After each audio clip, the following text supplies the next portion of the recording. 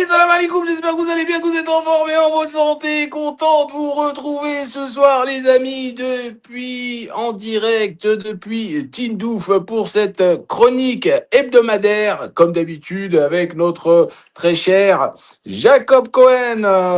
Bonsoir, Bon, bonsoir. bonsoir à tous en direct de Paris. Voilà, Paris, Tindouf ce soir, Tindouf, Paris. À vous.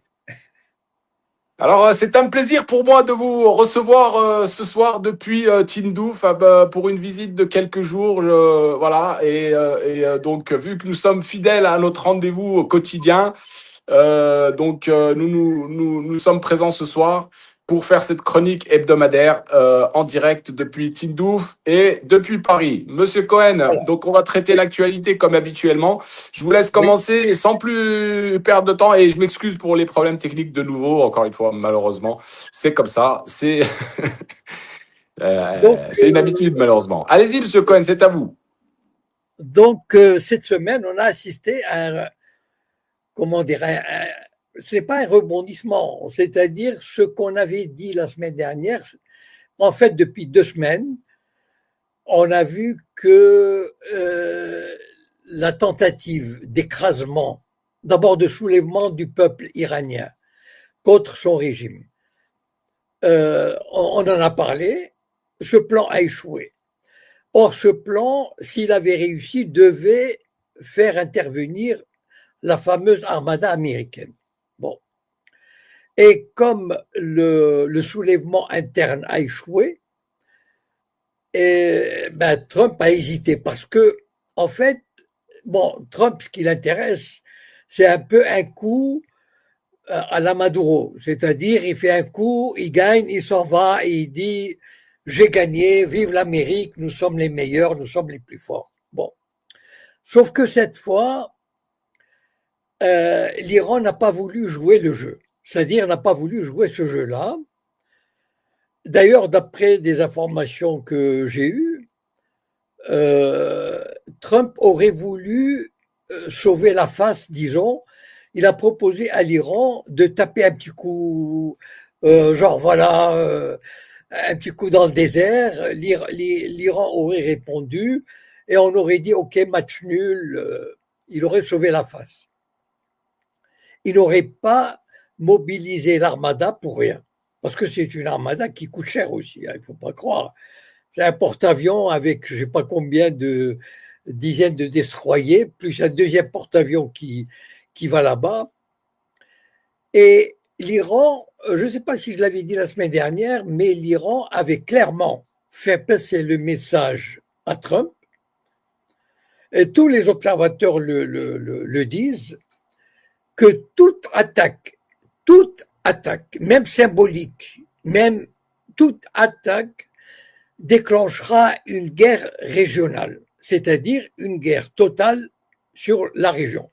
Donc, Israël sera bombardé, le détroit d'Ormuz probablement fermé, les bases militaires américaines dans le Golfe bombardées, etc. Donc, il n'y aura pas de quartier.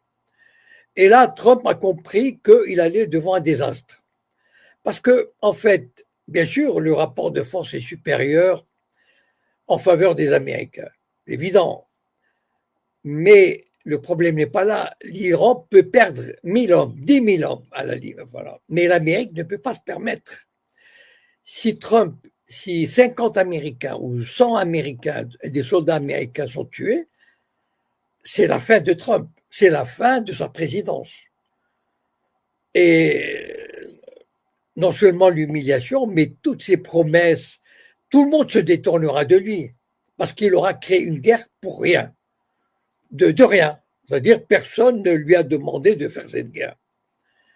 Et donc, euh, il, a, il, il a lâché et il a dit on va négocier. Bon. Et il a négocié, et il va négocier aux conditions de l'Iran, c'est-à-dire parce que les conditions posées par l'Amérique, mais sous la dictée d'Israël, c'était discuter du nucléaire, discuter des missiles et discuter des proxys iraniens. C'est-à-dire les missiles, Israël veut que l'Iran n'ait plus de missiles. Voilà, comme ça sera plus simple. Hein, franchement, quand on a envie de la bombarder, de le bombarder, on va le bombarder tranquille. Ces missiles, quand même, ça gêne les Israéliens, vous comprenez? Bon. Donc, il faut un programme, on va négocier l'élimination des missiles iraniens et que l'Iran s'engage à ne plus aider les proxys, c'est-à-dire les Houthis, le Hamas et le Hezbollah. Bon. Or, donc, les États-Unis ont accepté de négocier uniquement sur le nucléaire. Et là, Netanyahou est allé précipitamment aux États-Unis. Il devait aller la semaine prochaine. Il a avancé son voyage d'une semaine. Il a roulé les mécaniques. Il a fait appel à tous les alliés, mais ça n'a pas marché. Cette fois, ça n'a pas marché. Et tout le monde est d'accord que c'était un échec lamentable pour lui. Bien sûr, ils ont sauvé la face. Ils ont dit, nous avons discuté, mais le fait est là. Le fait est là. Les négociations vont reprendre, mais uniquement sur la base du nucléaire. Les Iraniens sont de gentlemen et ils ont dit, bon, si nous trouvons un accord sur le nucléaire, on pourrait négocier, on pourrait discuter des autres sujets. Bon.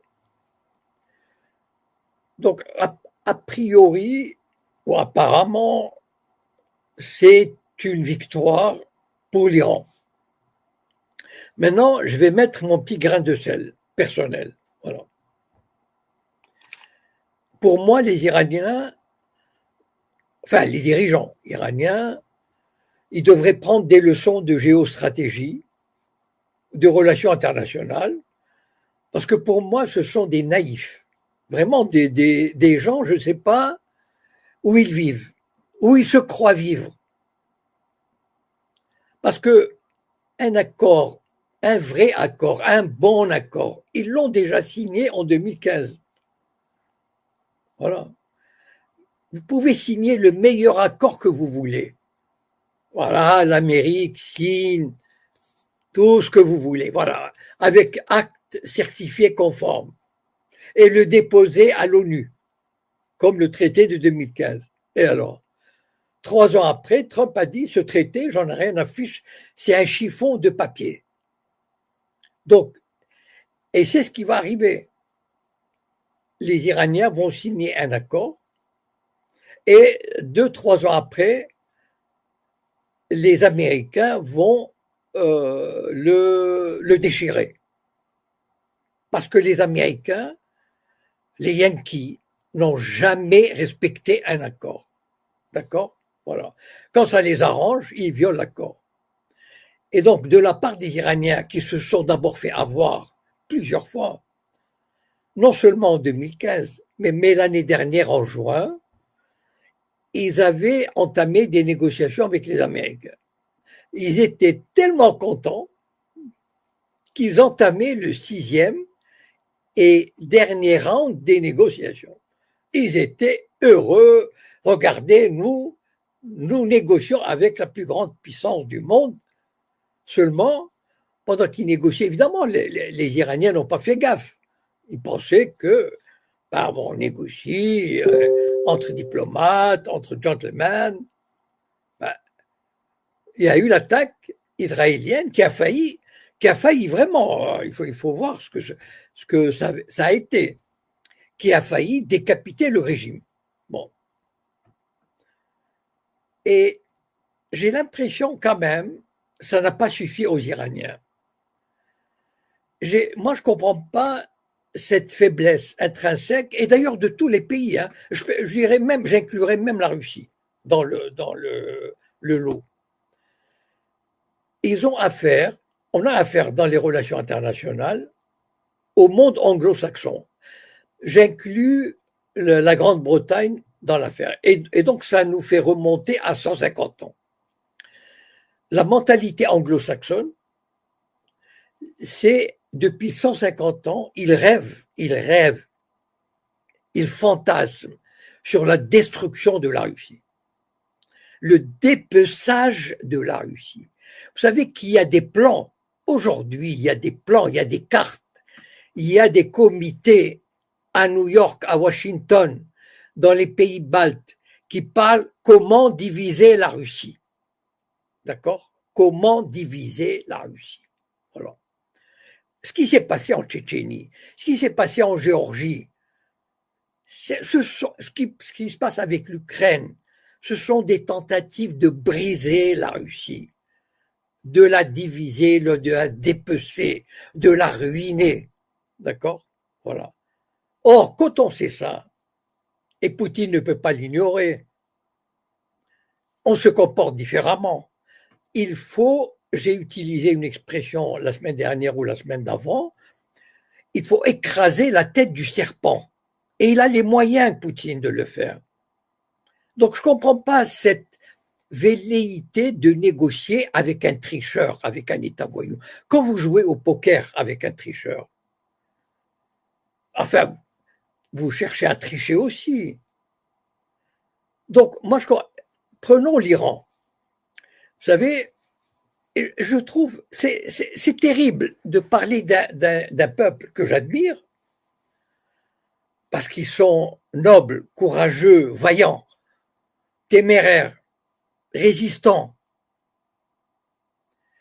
Mais ils ont cette faiblesse de croire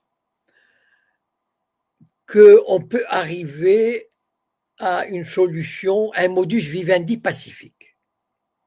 Or, avec Israël et l'Amérique, il faut être un idiot pour le croire. Je regrette d'utiliser cette expression. Je vais vous donner l'exemple suivant. Le Mossad a assassiné au moins une centaine d'Iraniens de très haut niveau, c'est-à-dire des généraux, des scientifiques du nucléaire et toutes sortes de personnes qui proches du régime et des soutiens du régime.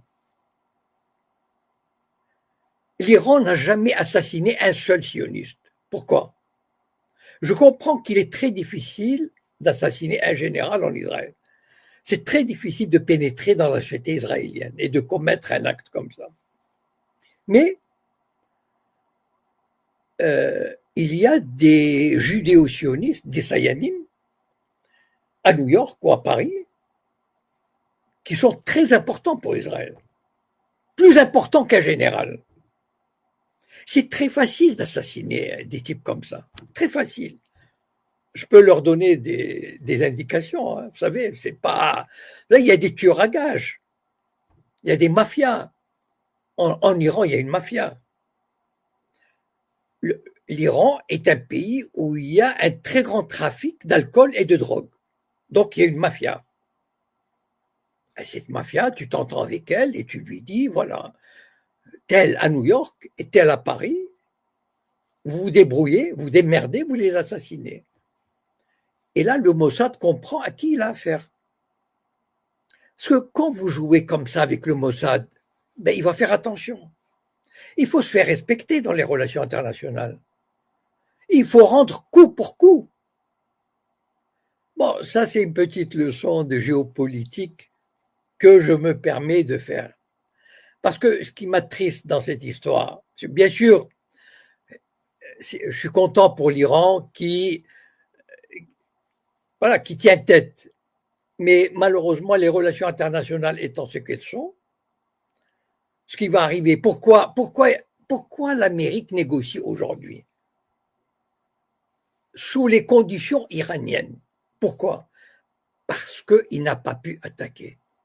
Voilà, tout simplement. Mais dans 1 an, dans 2 ans, dans 3 ans, s'il peut attaquer, il le fera. Moi, j'aurais voulu que l'Iran, puisqu'il est en position de force, en quelque sorte, c'est-à-dire il est inattaquable. Donc, ce sont les États-Unis qui veulent négocier. L'Iran aurait dû dire, OK, mais vous levez une partie des sanctions pour montrer votre bonne foi. On ne vous croit pas. Pourquoi ils ne le font pas? Donc, c'est ça qui m'intrigue. Je n'arrive pas à trouver une explication. La seule que je trouve, c'est qu'il y a des pays qui sont dirigés par des gentlemen.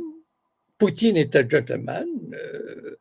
Les dirigeants iraniens sont, c'est-à-dire de gentlemen, ça veut dire des gens qui croient dans les traités, dans la collaboration, la coopération internationale, et que quand on signe un traité, il faut le respecter, etc. Bien sûr, il y a des circonstances, mais globalement, mais l'Amérique et Israël et le monde anglo-saxon en général sont des mondes où il n'y a pas de parole.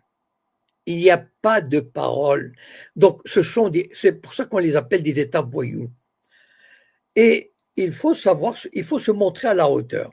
Alors, on verra ce que ça donne, mais moi, bon, on peut trouver un accord, mais je suis presque certain que cet accord ne débouchera pas d'abord sur la levée des sanctions. Vous savez qu'en 2015, ils ont signé un accord, mais les sanctions n'ont pas été levées. C'est-à-dire, on les lève au compte-gouttes. Et enfin, j'espère, enfin, je sais pas, les Iraniens ont aujourd'hui des bonnes cartes en main. Et il faudrait juste qu'ils se montrent à la hauteur de la situation et qu'ils aient un certain mordant. Voilà. Dans les relations internationales, ça ne sert à rien d'être gentil et d'être respectueux et de pas. Voilà, il faut, quand on a affaire à l'Amérique et à Israël, il faut oublier un petit peu les bonnes manières. Voilà. Il faut savoir se montrer violent comment dire, il faut répondre œil par œil et dent pour dent. Voilà. Bon, voilà. J'ai tenté de faire le point sur la situation s'il y a des questions.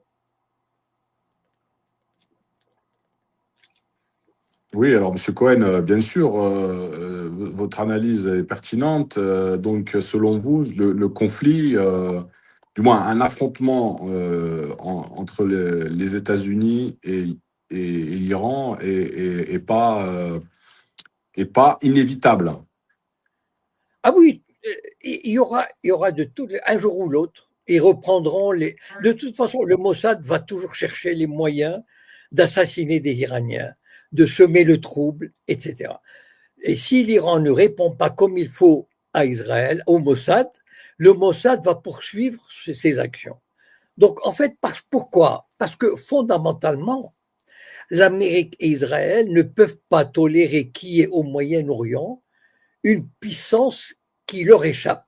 Voilà, qui dit je fais ce que je veux. Et ça, c'est intolérable. Aucun pays arabe aujourd'hui n'est dans cette position. Le monde arabe s'est couché. Voilà. Et il voudrait que l'Iran se couche. C'est le seul pays qui reste debout. Et ça, c'est intolérable. Donc, ils chercheront par tous les moyens, aujourd'hui parce qu'ils ne peuvent pas le faire militairement, mais ils reprendront les hostilités d'une façon ou d'une autre. Très bien, bah écoutez, on va suivre ça de près. Pour l'instant, Voilà. ils tiennent tête, l'Iran. Oui. Voilà. Bon, ils prennent pas l'initiative d'attaquer. Vous estimez que normalement, ils devraient pouvoir le faire? Moi je ne suis pas pour qu'ils attaquent. Ah, pas du tout. Oui, Non, oui, non, non. non, mais non, Non, mais la négociation, c'est-à-dire dire, voilà, nous voulons négocier, mais lever les sanctions. Ce n'est pas une attaque, ça. Ce n'est pas une attaque militaire. C'est-à-dire, voilà, vous nous avez trompés plusieurs fois. L'année dernière, vous nous avez trompés. Vous avez rompu le traité de 2015. Très bien. Vous voulez reprendre des négociations, nous aussi, mais montrez votre bonne foi devant le monde entier. Montrez-nous votre bonne foi. Vous nous avez trahis. Montrez-nous votre bonne foi. Levez les sanctions ou une partie des sanctions. Moi, je trouve ça tout à fait. Or, les Iraniens ne l'ont pas dit. Voilà. d'accord. Et Monsieur Cohen, sur la question du rapport de force, est-ce que là, le rapport de force est équilibré? Non, le rapport de force est déséquilibré en faveur des États-Unis. C'est-à-dire, s'il y a un conflit, c'est sûr que l'Amérique, enfin, disons, infligerait plus de dégâts à l'Iran que l'inverse. Sauf que pourquoi, pourquoi l'Amérique ne peut pas se permettre même cette victoire relative? Parce que l'Amérique ne peut pas se permettre de perdre un seul navire, ni la destruction d'une seule base. C'est la fin de Trump. Voilà. Or, alors que les Iraniens, ils peuvent se permettre de perdre, je sais pas moi, des avions, des bateaux, etc. Et c'est pour ça qu'ils n'attaquent pas, parce que c'est pas une guerre.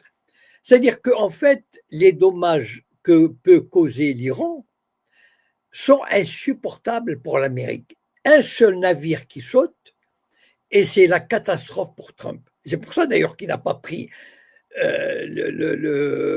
comment dire, il n'a pas pris le risque d'attaquer parce que il aurait suffi d'un seul missile qui touche une cible américaine, c'est la fin.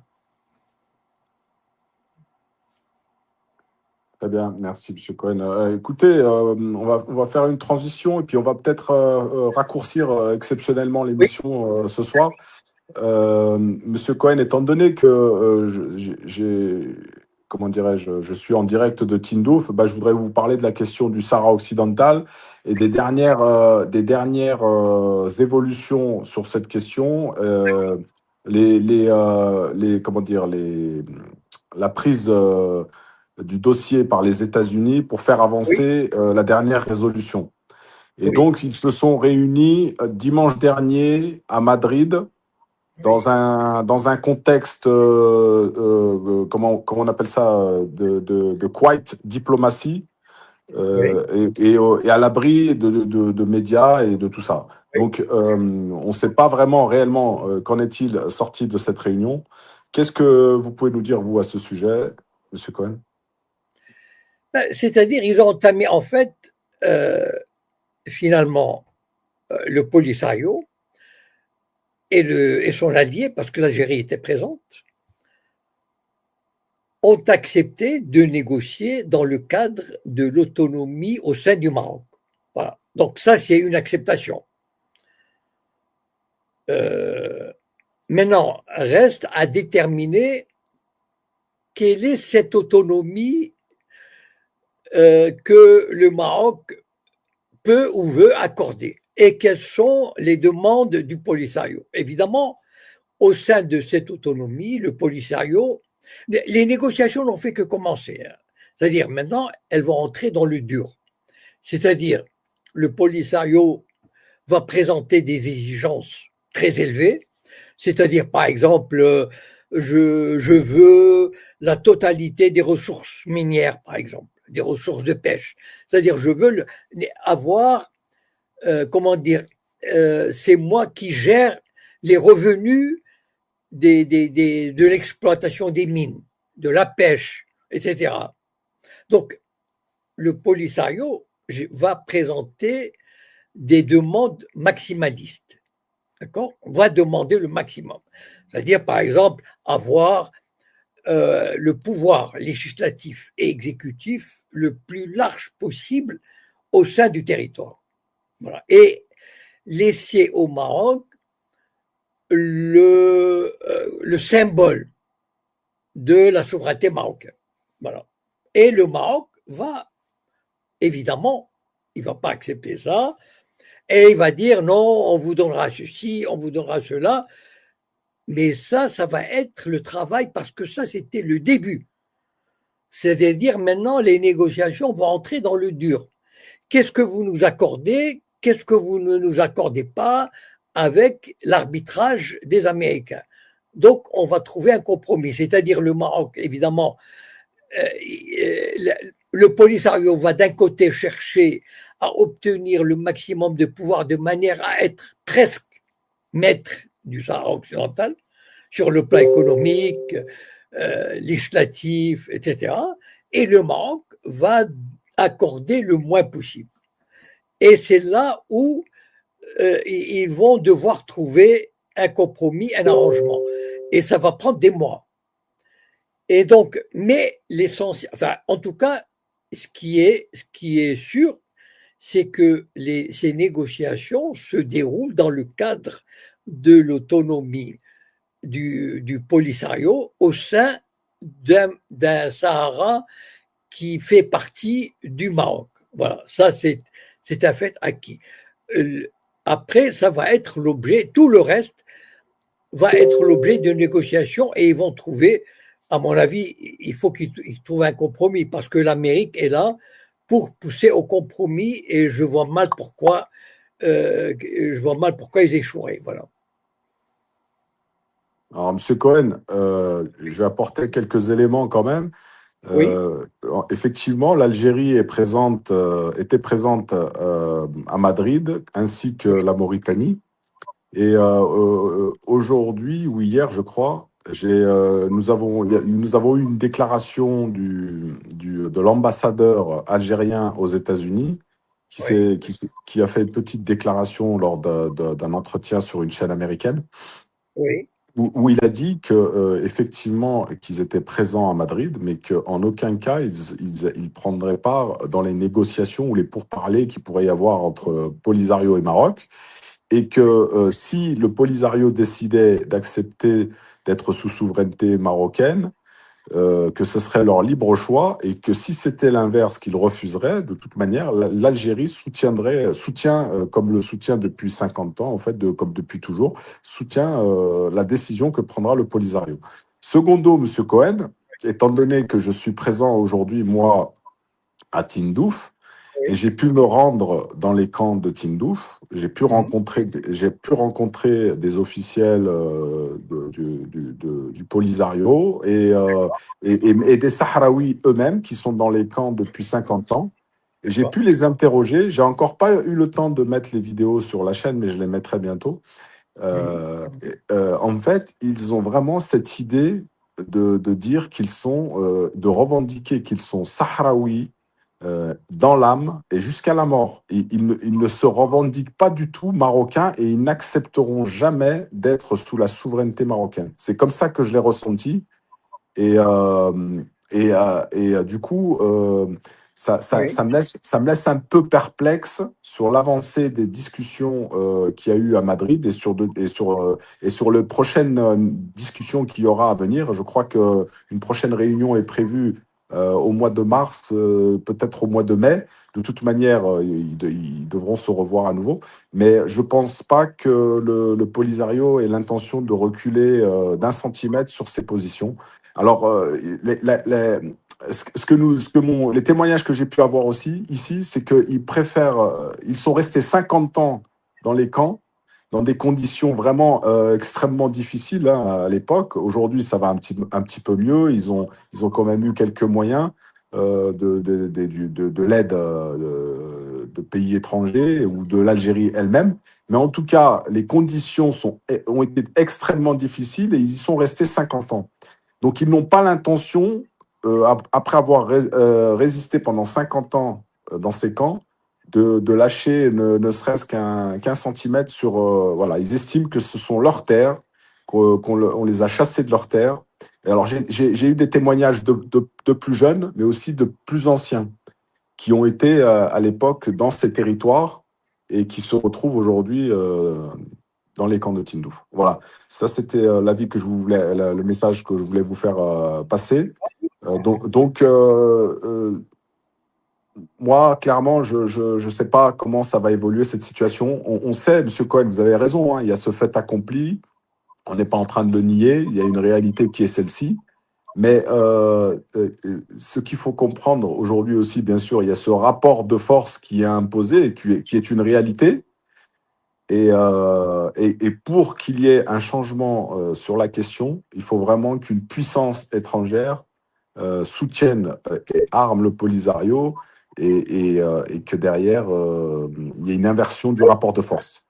le Voilà. problème, Wally, c'est que, oui, le problème, Wally, c'est que depuis à peu près 2 ans, et la résolution du Conseil de sécurité a confirmé ça, c'est qu'il y a un consensus international, presque quasi international. En tout cas, l'Occident, enfin l'Europe, le Conseil de sécurité ont dit que l'Union européenne l'a réaffirmé il y a quelques jours, que la seule solution viable et d'ailleurs, et au sein de l'autonomie, voilà. Bon, donc, le problème, c'est que le rapport de force, avant, on parlait du référendum, de l'indépendance, etc.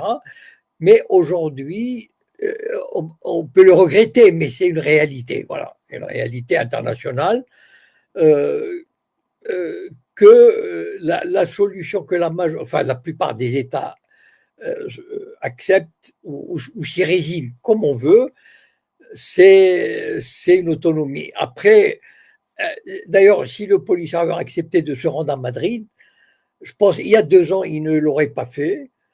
S'il l'a fait aujourd'hui, c'est parce que voilà, il voit quand même, ben, il sent que la situation a évolué. Voilà, on peut le regretter, bien sûr, mais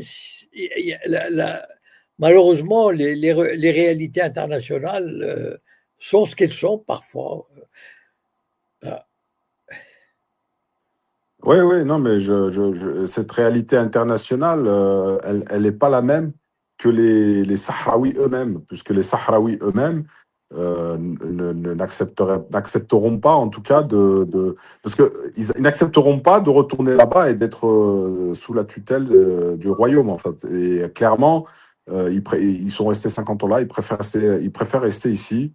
Et du coup, bah, c'est une situation qui, malheureusement, je pense que va perdurer, hein. Moi, je vous ai exprimé mon sentiment. Je pense que c'est ce rapport de force qui est imposé par le Maroc, hein, qui fait que ils occupent le territoire.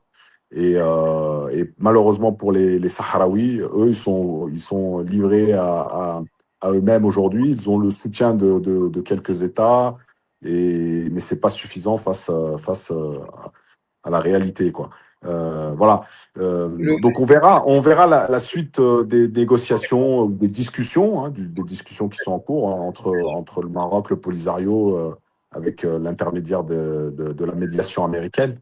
Mais voilà, personnellement, le ressenti que j'ai eu avec mon séjour passé ici, c'est vraiment ce que je vous ai dit là. Voilà. Monsieur Cohen, je pense que oui, ce soir, on va vraiment écourter oui, malheureusement parce on avait pris pas mal de retard au début. d'accord. Étant donné que j'ai pas pu diffuser via mon ordinateur, problème de micro, tout ça, j'ai dû Très passer bien, par le téléphone. On se tient informé de la situation, on en reparlera dans les prochaines émissions et puis on se donne rendez-vous la semaine prochaine. très, très bien. Allez, bon séjour à Tindouf. Merci, Monsieur Ciao. Cohen, que la paix soit sur vous. À bientôt. Merci, merci. À bientôt. Ciao.